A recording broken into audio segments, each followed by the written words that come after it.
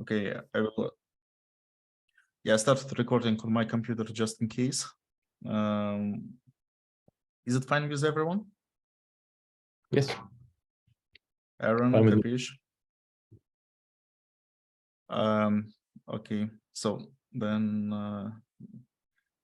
yeah, thanks a lot for your time. I just wanted to show what's currently happening with the website, because I've been doing a lot of tinkering here and there to enable the upcoming WireMock 3 release, and basically to show a lot of historical changes which have been already merged into beta version, but wasn't available. And in addition, I would like to discuss what would be interesting to do for the website. There is a Google Doc for meeting notes. I'm mostly be using it for comments, but just in case, put anything here, everyone on the call should have permissions. And let me share my screen. Yeah.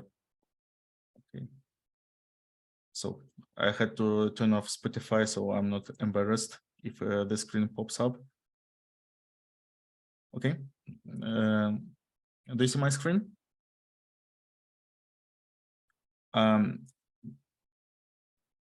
It should be good for the current layout. Just to quickly share what's going on. Yeah, so here's our website project.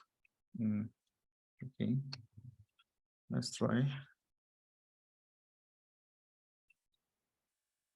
Yeah, so I joined WireMock something like 1 month ago to help with community, etc. And of course, documentation is one of the key aspects there. And let's say documentation could definitely use a bit of love and a lot of updates we needed. So I got some time to actually tinker with it. First thing I did is reworking the continuous delivery flow, because before that it was basically driven by Tom or Mark, who could deploy it locally. Now we have fair continuous delivery, which is powered by GitHub Actions. So basically everything that is merged to the website gets delivered automatically. So now there should be no blockers for the pull requests, etc. So it's just some bits of HR. The website, as of now, is powered by Jekyll. It uses the recent version of Jekyll. We use Ruby 2, which is compatible. And yeah, I have a lot to say about this engine, but it kind of works at the moment, so we can stick with it. And the website, so basically from the main branch, it gets delivered straight to the website. So here, what you see is basically directly from the main branch. There are updates needed here and there, but ultimately I started doing the things. For example, I updated the navbar. So now for the navbar, instead of previous listing of various things, I've doubled down on the frameworks and on the solutions we want to have. So at the moment is, for example, WireMock for Java, WireMock standalone, which would include Docker, etc. Also, there is ongoing work on WireMock Python, and basically other technologies could be included as well. So this is already on the website. Also, you can see that there is WireMock 3.x. So how it works at the moment, if you go to the documentation, you basically see the documentation with a warning. And what happens under the hood on the website, we don't copy content for WireMock 3.x. Instead of that, we use this 3.0.0 beta branch. And then some magic is applied. So long story short, there is a Git submodule that basically takes the information. So his submodule that basically pulls the branch locally. And then we use GitHub action to basically take this information and to embed it into the website. So at the moment, there is no robots configured and other things. So basically everything is indexed by the search bot. But otherwise, this flow is working. So basically, when we deploy, we just build the website twice. And then there is very high-tech copy that basically puts it to the right place. thanks to the recent patches and switching to relative links, everything works. But yeah, again, this is not something I would consider a state-of-the-art solution. This is the only thing how I could do it in Jekyll at the moment without copy and paste. From the user perspective, we basically get all the navigation. So there are Jekyll templates which determine version. And basically when you watch, for example, a 3.x baseline, you get a warning that it's preview. You can click and go to the same page on the 2.x branch and vice versa. So for 2.x, if you click, you also get to the extension. At the moment, there is no intelligent logic that determines whether a new page is present. So it's something on my backlog, but at least it works. Also, just interesting thing. So I started linking the WireMock Java roadmap for 3.x. So basically, this is a roadmap I shared in the community a while ago, confirmed with Tom. So a lot of items there. Yeah, it's a kind of preview anyway, but at least gives some insights what we want to have in WireMock.3, which was missing before. If you have any questions, comments, just feel free to interrupt me. So anything so far? Okay, so going back to the documentation. So this is what we have at the moment in the main branch. For the record, I also configured the Dependabot in the repository. Now it operates only with submodels. So every time we update beta version, at some point, basically daily, the content will be pulled into. I can set up a more frequent interval, but basically every maintainer can trigger a Dependabot on their own, so it should be okay for now. There are a few tickets in the repository that I basically created based on my initial evaluation and notes. But basically, as Aaron mentioned, we had two massive issues. So one, versioning. I think that it is more or less addressed. So I have some items like preventing dead links when navigating between versions. But otherwise, I think that it's mostly done by now. So at least it's in the beta stage. Yes, Aaron?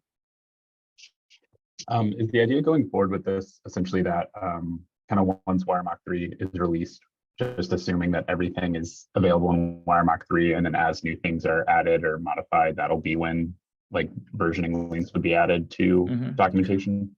So what I added to the engine, actually, in fact, when we talked to Tom, we already discussed WireMock 4. Because my point when we were talking about it was that we actually want WireMock 3 to happen as soon as possible, because there is a lot of accumulated changes already. And basically there is a disconnect between what Java users run with and what, for example, Docker users run with, because at the moment we ship no official images for 3.x. It's also something on my to-do list.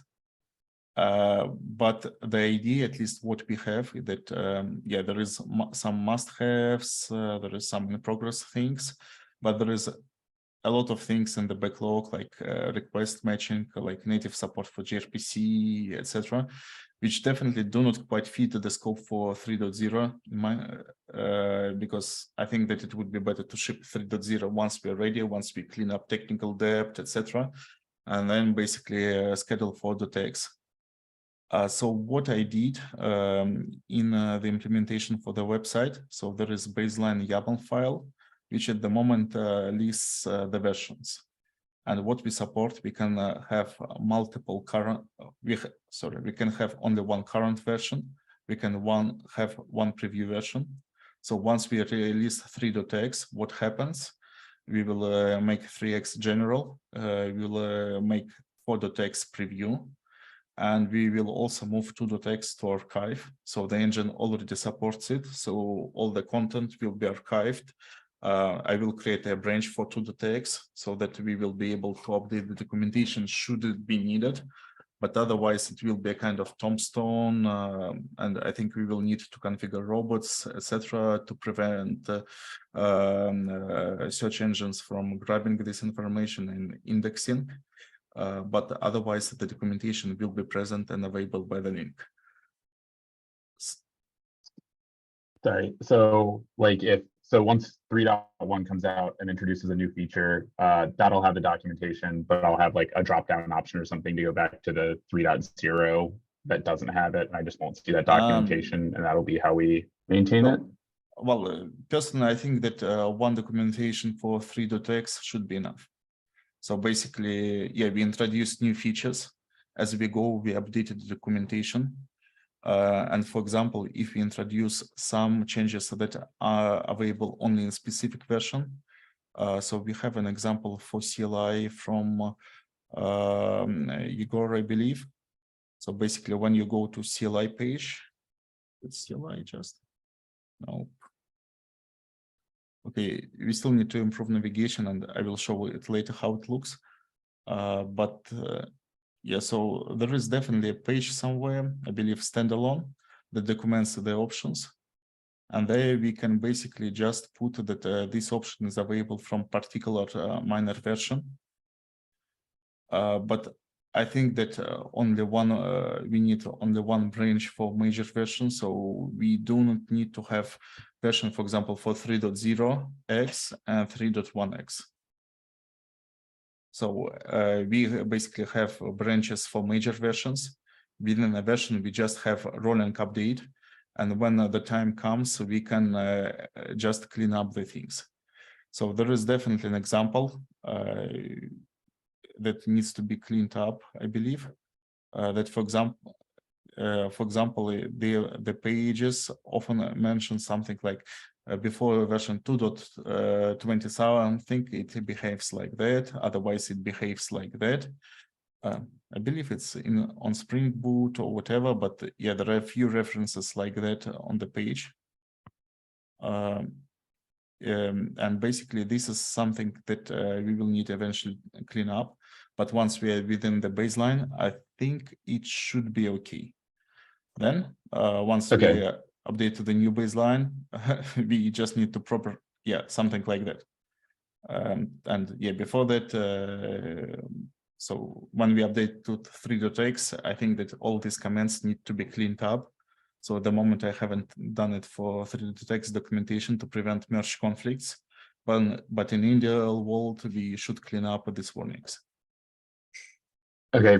Yeah, I mean, I think part of that issue, or the issue or idea that I raised, was just that when I'm like answering questions, sometimes it's really frustrating for the people I'm helping, because they'll be like, I'll be like, oh yeah, you can use like logical or, and then it turns out they're running like 2.15, which does not have logical or, and there's not really anywhere in the documentation that says that it's not in 2.15 or whatever version you're using. Mm-hmm. And so I think that was kind of the main push of that thing, is like, if we can have for anything that I don't know, just like adding versioning so that people can see, oh, am I running the right version? And I think maybe part of it comes from the fact that people aren't upgrading WireMock very often. So you will have people who are still running on like 2.15.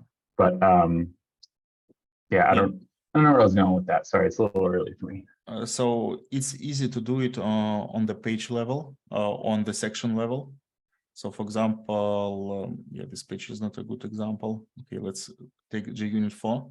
So if you have a use case like, let's say access the stubing and verification.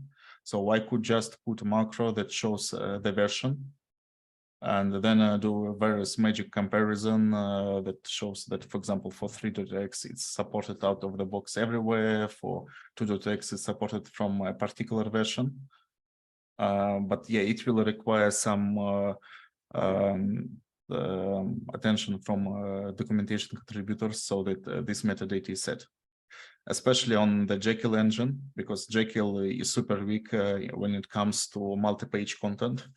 But yeah, I will try to do a few bits. And same on the page level, it's easier. So basically, I already do this warning basically by adding some page and site metadata so that we can easily tinker so that it becomes easier to navigate. Okay. So does it answer your comment, Aaron?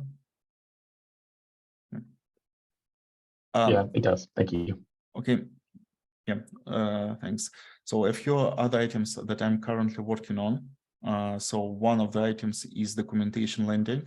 So it's basically a pull request submitted just yesterday, which is kind of ready for review.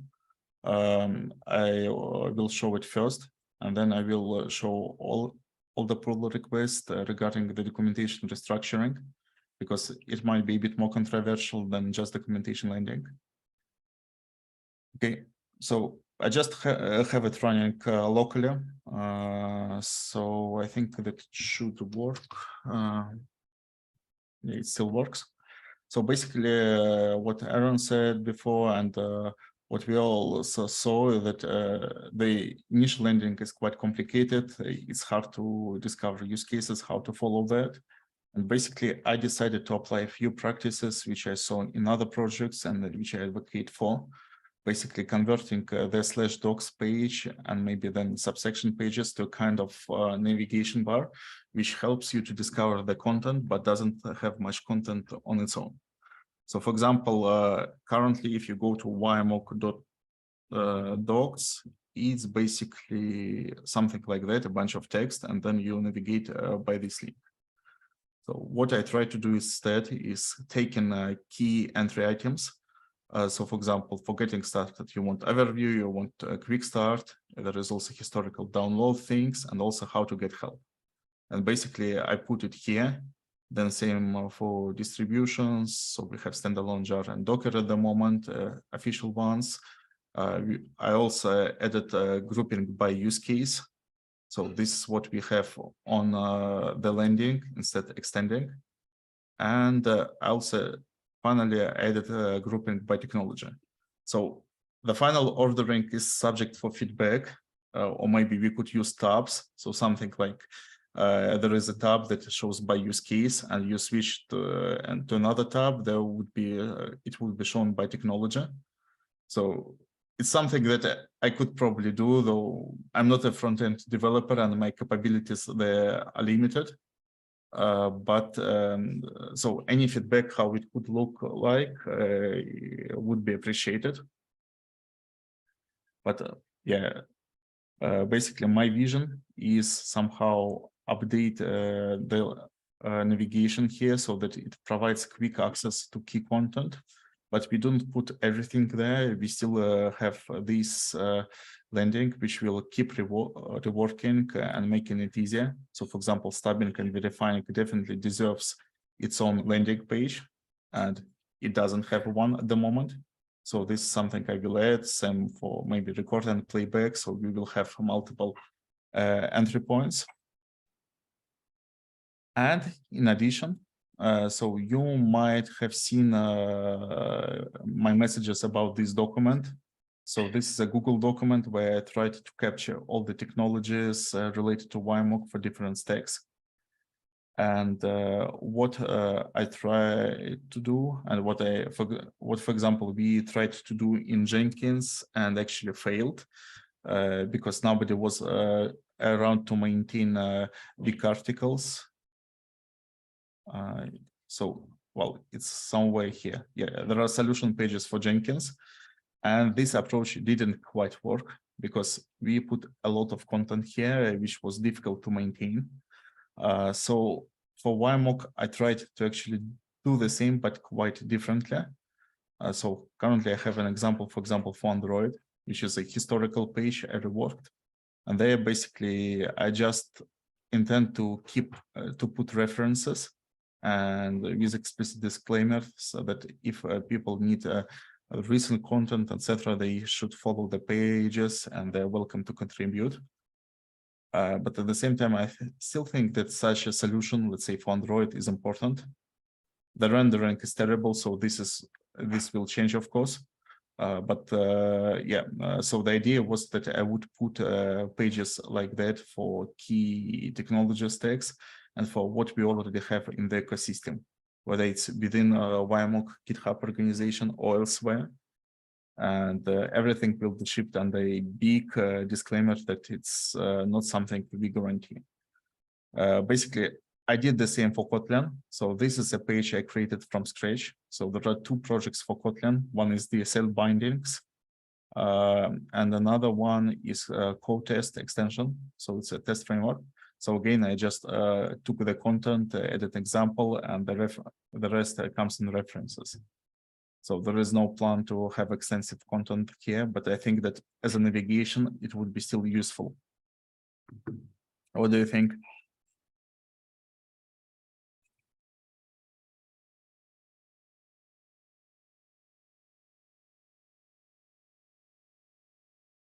Rob, you unmuted. Yeah, please. The thing I find most frustrating of all about our documentation at the moment is there's no anchor tags. So we have very long pages. Yeah, I actually have it in mind, but I will create a ticket. So anchor tags are important. Yeah. Well, basically it's just a style with some JavaScript. So I will embed it in Jekyll. Well, Jekyll itself is not very powerful, but once you get to HTML and scripting, there is a lot of things you can do. Maybe later I will add support for HAML. It's basically another markup format that is more friendly than just writing in HTML with some additional macros. But yeah, it's to be seen in the future. Still, well, it kind of works. Yeah, so noted about anchors. This is something we will add for sure. Basically, yeah, I also want to have a table of contents for the page. We actually have some space here that we could put at least for white screens. So it could also help.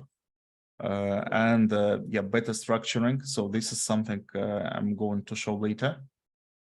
We lost Rob, but yeah, so I'm also working on this navbar to make more friendly. So for example, root documentation entries and just generic structuring, which would be a bit more handy, because for example, running with Android is definitely not a key use case to be shown here. Okay, any comments before we proceed?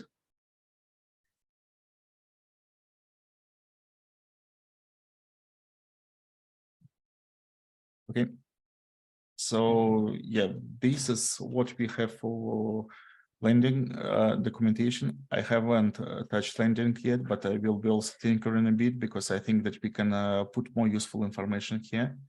And one important thing is actually having a kind of jumbotron where we could announce key features. So for example, WireMock 3 ships, or we have, for example, a major update of WireMock Python as it happens now, or some other things. So I would like to highlight it a bit more here. So it's something in the future and not strictly tied to the documentation. Okay. Another pull request that I actually wanted to show you is a change of the navigation bar I want to make. So the advantage of our current documentation structure is that we can have different file structure and different navigation bar. So this is something I'm going to exploit to actually to make the things easily browsable. If you want, I can show it live, but at the moment I will just do a screenshot driven presentation. So basically, what is our current thing that we have a kind of information. So for example, getting started provides a lot of things like installing from Maven, running with JUnit, but then a weird thing started, like writing a test with JUnit 5 with no documentation, and you go there and there is just a spec, there is no step-by-step guide. Then there is non-JUnit and general Java usage with, again, advanced use case, running standalone, which is an advanced use case, and then deploying into your server container. To be honest, 2023, I wouldn't do it at all, but still it's somewhere on the documentation.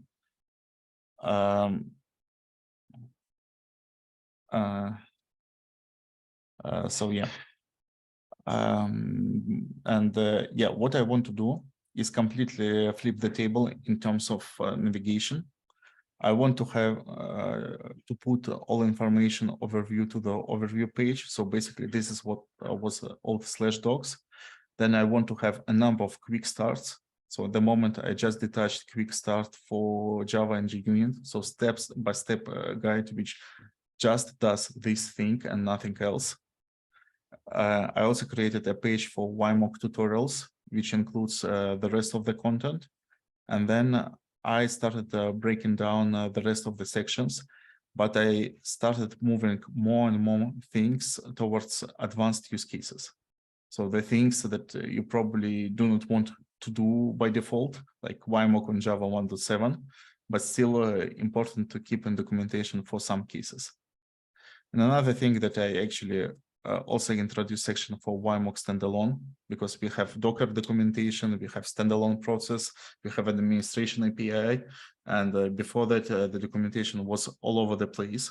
So I tried to consolidate it a bit. Why is it even called docs landing? Yeah, I guess I messed up the branch at some point. But yeah.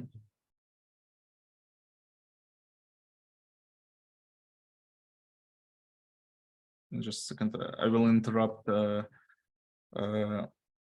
Jekyll for a second. Okay.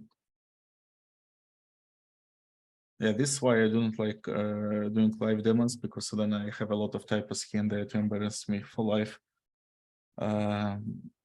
Okay.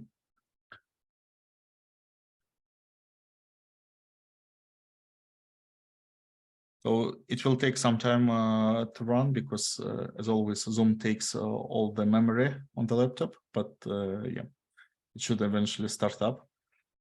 While we are starting up, some disclaimers. So I started breaking down the configuration files. So now there is a separate config file for 3.x, and I will probably introduce another file for production, because right now we have a bunch of things like analytics that is embedded in the developer config file, and I want to remove it. Okay, we actually are slowing, should be running out of time. But yeah, we still have some time. Okay, so the same thing, but now live. Okay, I hope it works. Okay, so basically this is how it looks like. We have overview, and the overview is just a bunch of text. Later I will put some images there, etc. Maybe remove the text a bit to make it simple. Also, we have quick start, which is again just step-by-step guideline how you get started with JUnit 4. As Tom mentioned in the review, we need to switch to JUnit 5 by default, and I totally support it. And yeah, then we have download and installation, which is cleaned up, so there is no Java 7, etc. There is still direct download and things I would like to improve, because, for example, standalone and Maven might be a bit confusing, especially since you actually use standalone for some use cases in Maven. But yeah, it's something we just need to clean up. And we have a WireMock tutorials, which is expected to grow significantly. So what I put right now is API mocking, download installation. We also have a kind of generic intro workshop by Bas, which I included right into the page. Same, we have running your acceptance tests in Kubernetes by Sebastian.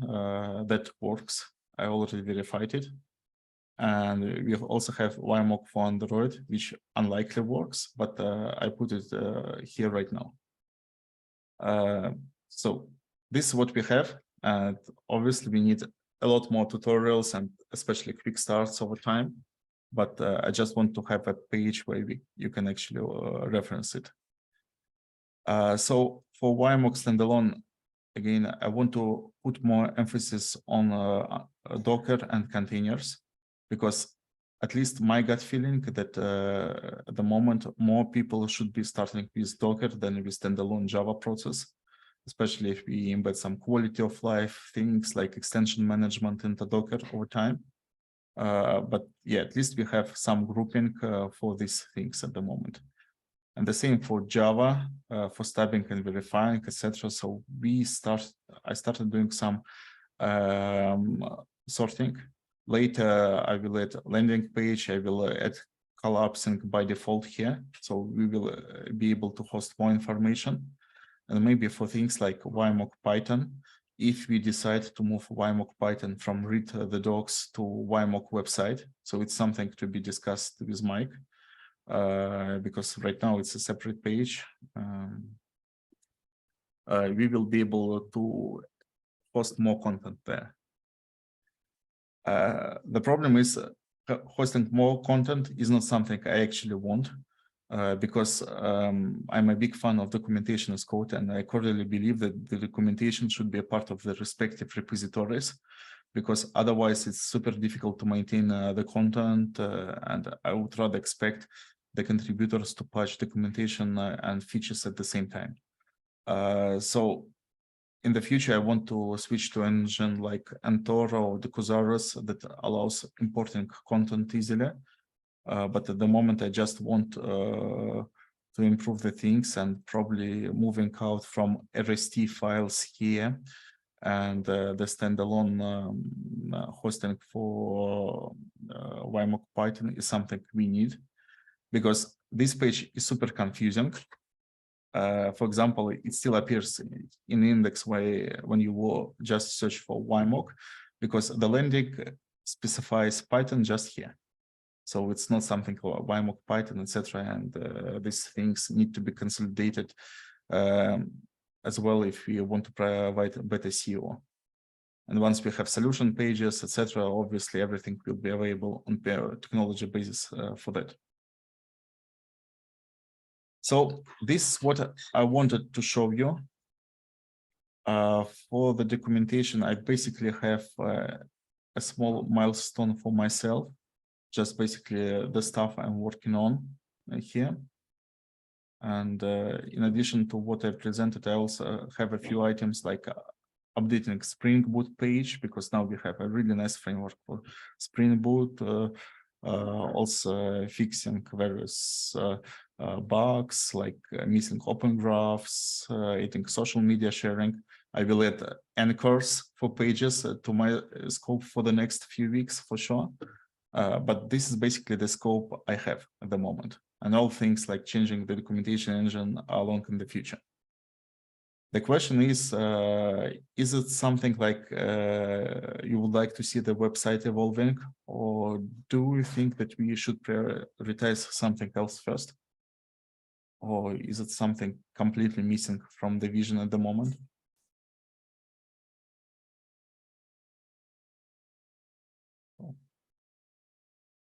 Any feedback? Any wish lists? Meanwhile, I'll add documentation and hers.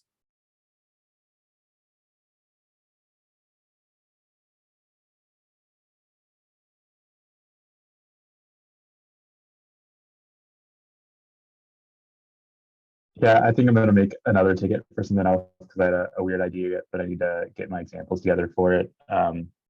Essentially, sorry, go ahead. Yeah, sorry. So yeah, for any idea you have, just submit a ticket. So there are some templates, etc. So you can just follow them. And well, Aaron already created 2 tickets. Thanks a lot, working on them. And in addition, so what I would like to see in the future in terms of user experience. So what we do in Jenkins and other projects like Captain, basically there is improve this page and report a problem. So improve this, again, the UX here could have been much better, but edit this page sends you directly to the page and GitHub editor. So you can just edit and submit a pull request. and report the problem, forwards you to the issue template, again with some items parsed. So for example, we extract the link right away, etc. So I would like to have the same experience for WireMock users on the documentation.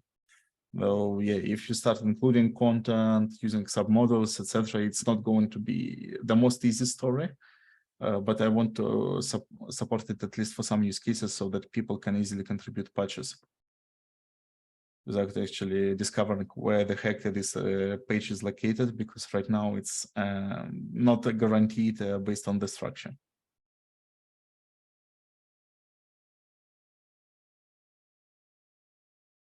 Yes, Kapesh?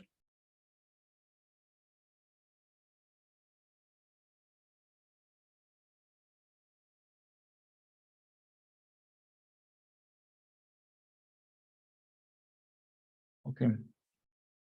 So basically, yeah, this is what I wanted to present today in terms of what's going on. And again, if you have any ideas, if you want to contribute a patch, once we merge these two big pull requests that I presented today, I think that the documentation becomes kind of contributable. So you can start tinkering with the things, and hopefully I won't be creating big pull requests going forward. So for example, for solution pages, etc., I will just create some stubs, and then I will work on the content incrementally and will be poking respective maintainers of components for reviews. So if you want to contribute, if you want to patch something for your features and your tools you're working on, I think that it will be ready for contributions tomorrow or maybe even today.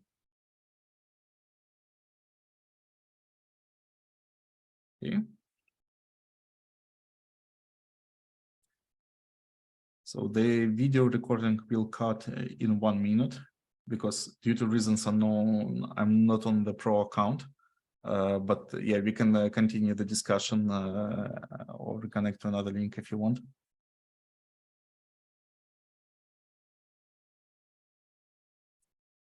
So yeah, probably I will just stop the recording and then we can keep chatting without time pressure.